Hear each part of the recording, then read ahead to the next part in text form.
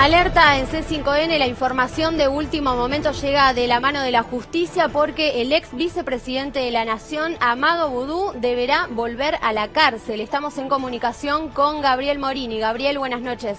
Muy buenas noches. Así es, el juez Daniel Obligado, juez de Cámara que tenía en su cargo la definición respecto a cómo iba a continuar Amado Boudou cumpliendo la condena por el caso Chicone, acaba de revocar el arresto domiciliario del ex vicepresidente Amado Boudou y disponer su alojamiento en un establecimiento penitenciario bajo la órbita del Servicio Penitenciario Federal.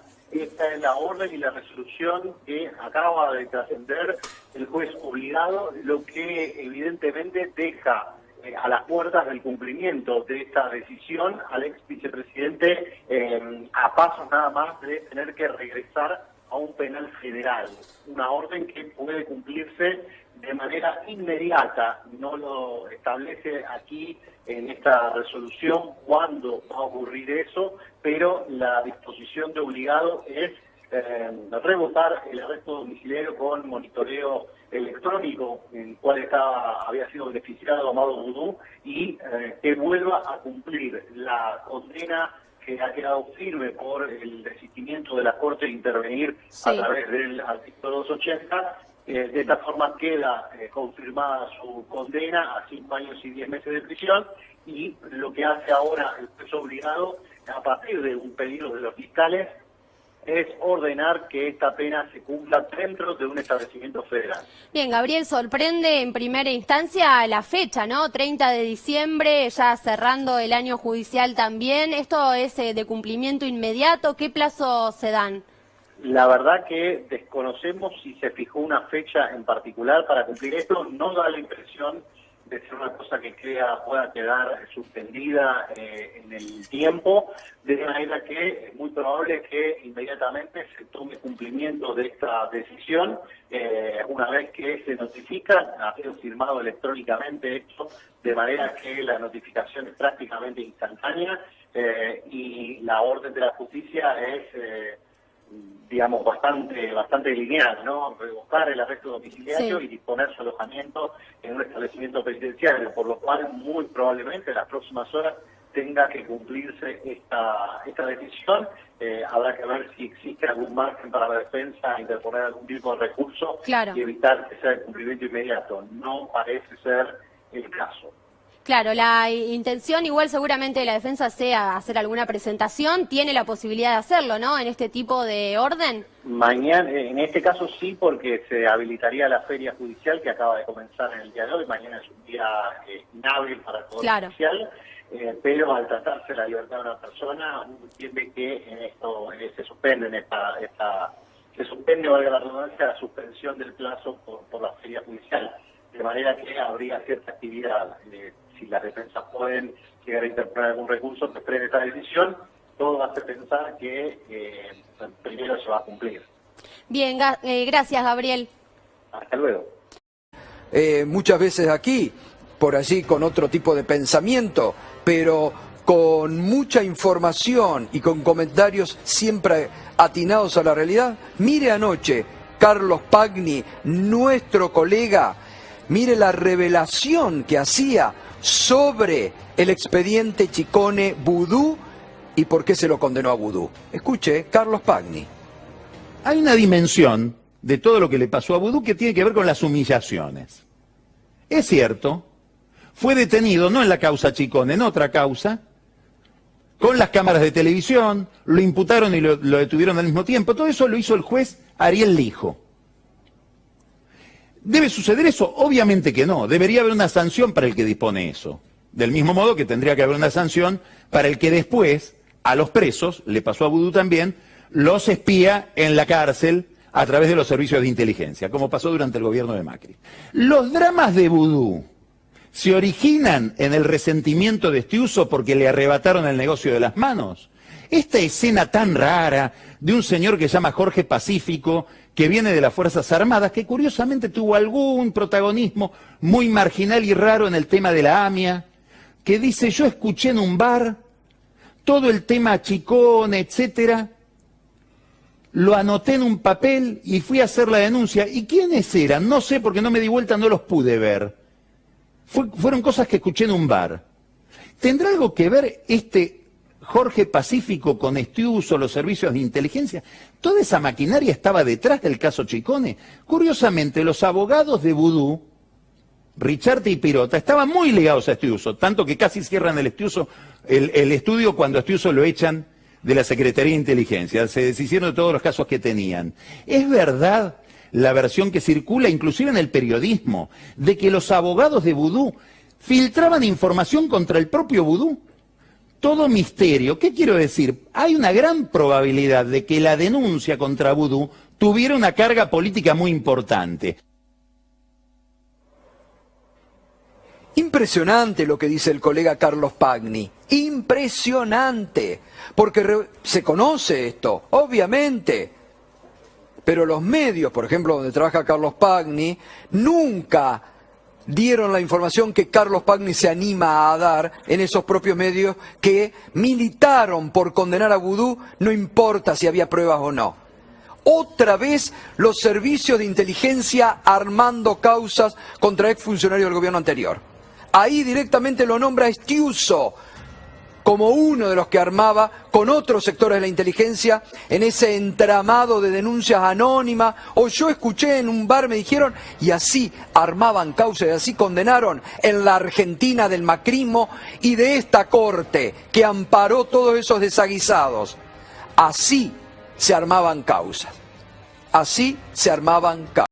Esto formó parte del lawfare en la Argentina. Esto formó parte de la persecución armada desde el macrismo con el brazo judicial de la justicia, de los máximos responsables de la justicia, que apañaron todos estos desaguisados. En esa persecución también fuimos víctimas nosotros, aquí en C5N, en Radio 10, porque intentaron destruirnos. Intentaron destruir este canal que aún hoy les sigue doliendo, porque aún en las peores condiciones, y como decimos habitualmente, atados con alambre, somos canal líder. Y este programa hace 3 años que les viene ganando en el rating, cosa que les duele mucho. ¿Por qué? Porque ayudamos a clarificar la realidad, porque no mentimos, porque no fuimos parte del lawfare, porque denunciamos al macrismo desde el primer momento. No nos callamos ni nos callaremos. Fíjate cómo Clarín sigue mintiendo respecto a este grupo. Tienen una obsesión. No cubrieron ninguno de los jueves de este año donde se estaba haciendo y se seguirá haciendo el juicio a Oil. Pero hoy siguen mintiendo. Dicen, deuda al Estado de 8.000 millones. Vuelven con la mentira de los 8.000 millones.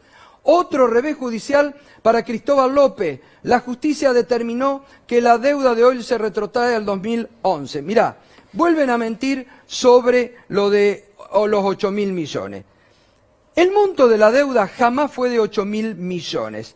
Hubo un peritaje determinado en el juicio, claro, como no van a cubrir el juicio de hoy, no se enteraron, hubo un peritaje de la Suprema Corte que determinó que nunca ocurrió esa cifra. A diciembre del 2015 estaban todos los planes regularizados y con cuotas al día. El monto refinanciado en planes especiales, 2.200 millones de pesos, no 8.000, de los cuales 1.600 se pagaron. Se explica también que en el periodo que va desde el inicio de actividades de Oil Combustible hasta el día en que ésta presentara su concurso preventivo, se abonaron, bueno, una gran cifra en todo concepto. Se cuestiona una de las principales hipótesis de la investigación, que fue, ¿se acuerdan?, que la empresa jamás había pagado el famoso ITC. Bueno, a excepción de solo 7 meses, siempre se pagó.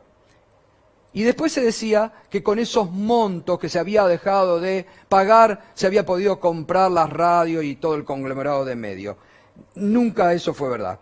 Se detalló que por todos los planes generales, por el artículo 32, se han pagado y se pagaron en ese momento más de 5.300 333 millones de capital más 1.841 millones de intereses por la financiación. Esto para clarificar, como venimos clarificando la realidad en los últimos años. Y invito a los colegas del diario Clarín que vayan los jueves al juicio Oil, que se van a enterar ahí de realmente lo que pasó, porque muchas de las mentiras han quedado al descubierto en ese juicio a Oil. Precisamente da la impresión que para eso fueron creados porque no hubo otro registro de intervención en otro tipo de causas. Ahora, hubo algunos mecanismos legales de designación de esos peritos que quedaron medio en la nebulosa y eso lo destaca el informe. ¿Qué quiere decir esto? Que permitía cierta discrecionalidad, no solo para la elección de peritos, sino también para lo que era el sorteo de los profesionales. Y que quedaran a veces asignados los mismos en distintas causas que involucraban a exfuncionarios, puntualmente. Hay un detalle, porque en la lista de peritos no es tan extensa, es un grupito de una decena serán, pero emerge el nombre de Eloy Bona. ¿Quién es Eloy Bona? El perito sobre el cual se apoya, te diría, la única esperanza de la causa vialidad, que es la que establece que hubo sobreprecios en las rutas otorgadas a Lázaro Báez en Santa Cruz. ¿Cómo lo establece? A partir de cotejar los valores con los de una revista. Con los publicados en una revista. Una revista, sí. Y comparando por ahí lo que salía a ser un kilómetro de autopista de ruta en Tucumán o en Santa Cruz. Un peritaje en una causa anticorrupción que tiene imputada a una expresidenta de la Nación, peritaje con una revista. Ese perito lo hizo Eloy perito. ¿Es un perito de qué tipo? ¿Ingeniero? Sí, entiendo que sí, ingeniero Eloy Bona. Especializado en temas viales, sí. Debía hacerlo. Bueno, y con amplios conocimientos revisteriles. ¿Qué pasa? En esta nómina de peritos no aparece dentro de los de la Corte, aparece dentro de los de la Dajudeco. De manera que queda un poco en evidencia que este procedimiento también estaba en tela de juicio y que, bueno, la Corte Suprema debió haber tenido más, una instancia más de control respecto a esta cuestión. Vos me dirás, ¿para qué es todo esto? Bueno, muy probablemente de acá ocurran algunas decisiones políticas. Dajudeco es Dirección Judicial de Delitos Complejos. Dirección de Asistencia Judicial de Delitos Complejos. Que forma parte del Poder Judicial de la Nación, por eso está bajo la órbita de la Corte. Antes se llamaba DICOM y estaba bajo la órbita del Ministerio Público Fiscal. Ustedes saben, cuando asume Mauricio Macri, se lo quiere quitar como si fuese un factor de poder. Alejandra Gils Carbó lo quita del Ministerio Público Fiscal, como decía la ley, y lo envía por decreto a la órbita de la Corte Suprema de Justicia. Bueno, en ese esquema, ¿qué puede pasar? ¿Podría salir la Dajudeco de la órbita de la Corte Suprema de Justicia? Bueno, es una posibilidad latente.